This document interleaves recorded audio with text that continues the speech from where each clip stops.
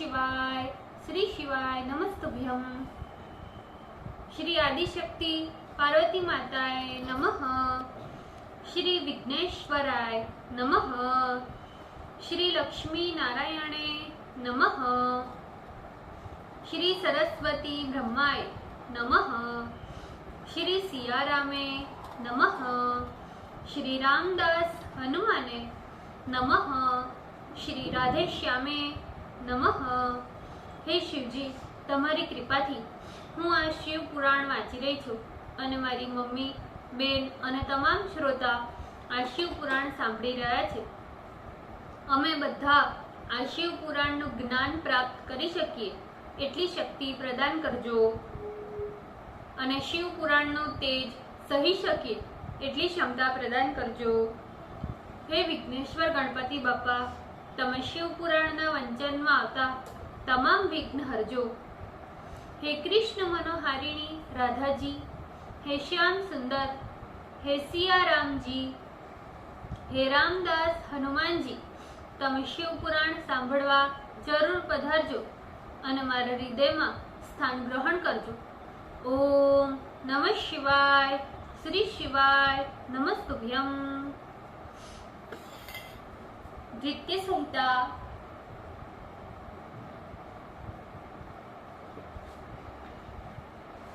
द्वितीय अध्याय। मेनक आदि 3 कन्याओं को सनक आदि मुनियों का श्राप तथा उन्हें प्रसन्न होने पर श्राप से निवृत्ति। Page number 463।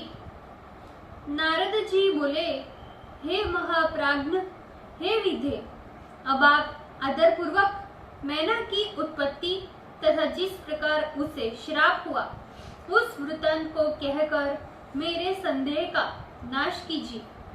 ब्रह्मा जी बोले, हे नारद, हे महाबुद्ध, हे सूतवर्य, अब तुम इन मुनियों के साथ विवेक पूर्वक मैना की उत्पत्ति का वृतांत सुनो। मैं कहता हूँ, हे मुने, मैंने पहले भी कहा है कि दक्ष मेरा पुत्र था। उसको सृष्टि की कारणभूता 60 कन्याएं हुई। उसने उन कन्याओं का विवाह कश्यप आदि श्रेष्ठ ऋषियों के साथ किया। ये सब बात तो तुम जानते ही हो। अब प्रस्तुत कथा सुनो। उसने उन 60 कन्याओं में स्वधा नाम की कन्या पितरों को दी। उसी स्वधा को पितरों से धर्ममूर्ति सौभाग्यवती 3 कन्याओं का जन्म हुआ। हे मुनीश्वर, उनके पवित्र नाम सुनो। उन कन्याओं के नाम सदैव विघ्न का हरण करने वाले तथा महामंगल प्रदान करने वाले हैं। जेठी कन्या का नाम मैना, मध्यमा का नाम धन्या तथा सबसे छोटी कन्या का नाम कलावती था। ये सभी पितरों की मानस कन्याएं हैं। ये स्वधा से उत्पन्न हुई 3 कन्याएं अयोनिजा है। मनुष्य इनके नामोच्चारण मात्र से ही अपनी समस्त कामनाएं प्राप्त करता है। यही लोक माताएं हैं जो जगद्वंद तथा परमानंद को देती है। ये योगिनियां परम ज्ञान की निधान तथा त्रिलोक में सर्वत्र भ्रमण करने वाली है। हे मुनीश्वर नारद, एक समय की बात है कि ये तीनों बहनें श्वेत द्वीप में विष्णु का दर्शन करने गई। उन लोगों ने विष्णु को प्रणाम किया, भक्ति युक्त हो उनकी स्तुति की, फिर उनकी आज्ञा से वहीं बैठ गई जहाँ देवताओं का समाज एकत्रित था। हे महामुने, उसी समय ब्रह्मपुत्र सिद्ध सनक आदि महर्षि वहां पर आ पहुंचे। उन लोगों ने भगवान विष्णु को प्रणाम किया और उनकी स्तुति की। उस समय उन सनक आदि मुनियों को देखते ही सभी देवगण तथा महर्षिगण अपने अपने आसनों से उठ खड़े हुए और सनक आदि सिद्धगण ने भी उन्हें नमस्कार कर उनकी आज्ञा से वहां पर बैठ गए। किंतु हे नारद, इन तीनों बहनों ने शिव माया से मोहित होने के कारण सनक आदि सिद्धों को देख प्रत्युत्थान एवं अभिमान कुछ भी नहीं किया। उसमें उनका अदृष्ट ही कारण था, जो वे शिव की माया से मोहित हो गई। ये शिव की ही माया अत्यंत प्रबल है, जो सब लोगों को मोहने वाली है। उसी के अधीन ये सारा संसार है। इसी को शिव की इच्छा भी कहते हैं। इसके अनेकों नाम है। उसी को प्रारब्ध भी कहते हैं। ये सब कुछ शिवेच्छा से ही होता है। इसमें अधिक विचार करने की कोई आवश्यकता नहीं है। इसी शिव माया से वशीभूत होने के कारण उन लोगों ने सनत कुमारों को प्रणाम नहीं किया। वे विस्मय युक्त होकर केवल उन्हें देखती ही रह गई। सनक आदि मुनियों ने प्रत्युत्थान एवं अभिवादन रहित उन कन्याओं को देखकर ज्ञानी होते हुए भी उन पर असह्य क्रोध किया। वे भी शिव इच्छा से मोह में पड़ गए थे। इसीलिए क्रुद्ध होकर उन योगीश्वरों ने दंड रूप श्राप उन्हें प्रदान कर दिया। सनत कुमार कहने लगे, तुम तीनों बहनें यद्यपि पितरों की कन्या हो, तथापि श्रुति तत्व न जानने से तुम लोगों का ज्ञान नष्ट हो गया। तुम लोगों ने गर्व से न तो मेरा अभ्युत्थान किया और न तो मुझे नमस्कार किया। तुम लोग नर भाव से मोहित हो गई हो, अतः इस स्वर्ग से दूर चली जाओ और तीनों ही ज्ञान रहित होने के कारण मनुष्यों की स्त्री बनो। तुम लोग अपने कर्मों के फल स्वरूप इस प्रकार का फल प्राप्त करो। ब्रह्मा जी बोले, सनत कुमार की बात सुनते ही वे साध्वी कन्याएं आश्चर्य में पड़ गई। फिर सनत कुमार के चरणों में गिरकर विनम्र हो सिर झुकाकर कहने लगी, हे मुनि श्रेष्ठ दया सागर, अब हम लोगों पर आप कृपा कीजिए। हम लोगों ने मूर्खता की, जो आपको श्रद्धा से प्रणाम नहीं किया, अतः जैसा किया वैसा ही फल पाया। इसमें आपका कोई दोष नहीं।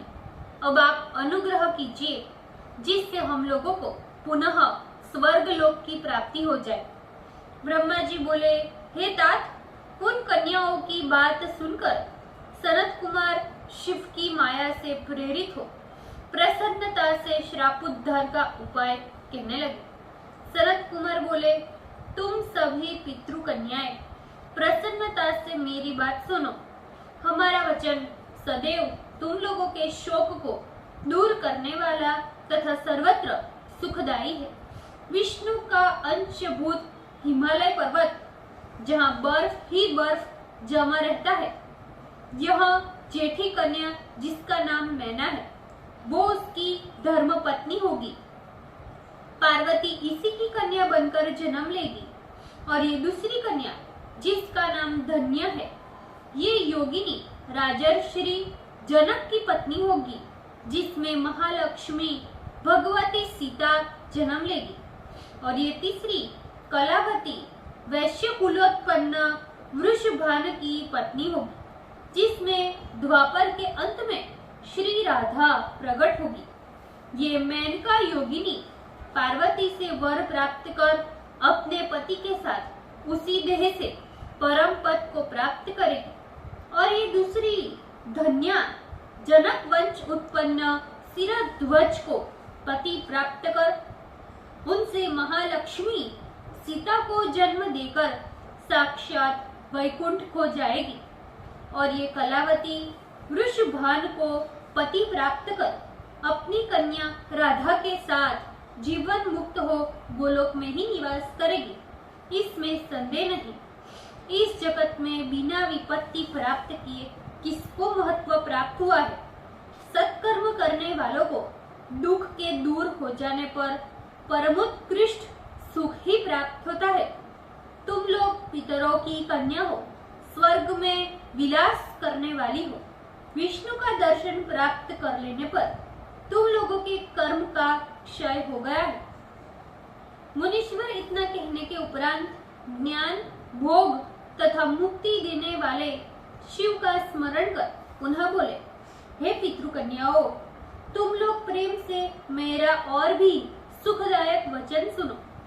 शिव में भक्ति रखने वाली तुम लोग धन्य, निरंतर, मान्य एवं पूज्य हो। मैना की कन्या पार्वती देवी परम दुष्कर तप कर शिव की प्रिया एवं जगदम्बा होगी और धन्या की कन्या सीता रामचंद्र को पति प्राप्त कर लौकिक आचार का आश्रय ले राम के साथ विहार करेगी एवं कलावती सुता राधा अपने गुप्त स्नेह से बंधी हुई कृष्ण की पत्नी बनकर साक्षात गोलोक में निवास करेगी। ब्रह्मा जी बोले, सनत कुमार इस प्रकार उन पितृ कन्याओं से कहकर अपने भाइयों के साथ वही अंतर्ध्यान हो गए। इधर पितरों की वे तीनों मानस कन्याएं, तीनों बहनें पाप रहित हो सुख प्राप्त कर अपने अपने धामों को वापस चली गई। ओम नमः शिवाय। श्री शिवाय नमस्तुभ्यम। भूल चूक माफ करजो, शिवजी कृपा रखजो। आजना शिव पुराण वंचन पुण्य મને प्रदान करजो शिवजी। ओम नमः शिवाय। श्री शिवाय नमस्तुभ्यम।